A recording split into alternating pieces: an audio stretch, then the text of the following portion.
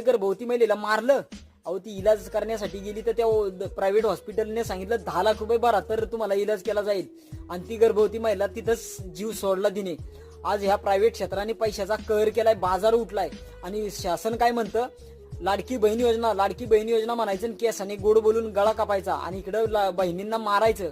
आज जी महिला मृत्यू झाली तिचा पती हा राजकारणामध्ये आहे तरी सुद्धा त्याला न्याय मिळू शकत नाही, त्याची केस दाखल होऊ शकत नाही. तर सर्वसामान्य नागरिकांचं काय होऊ शकतं या देशामध्ये.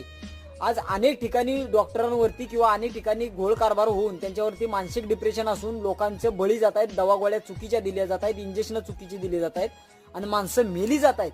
त्या लोकांच्या सुद्धा केस दाखल होत नाहीत. ही दुर्दैवाची गोष्ट आहे, त्यांना न्याय सुद्धा मिळू शकत नाही. मग देशामध्ये चाललंय काय नेमकं, आणि प्रत्येक 5 वर्षांनी निवडून दिल्यानंतर हेच आपल्या माथी पडणार आहे हे लक्षात ठेवा. नागरिकांनी सुद्धा किती दिवस अजून हा बोजारा सहन करणार आहे. बहिणींनी जागवा आणि हा व्हिडिओ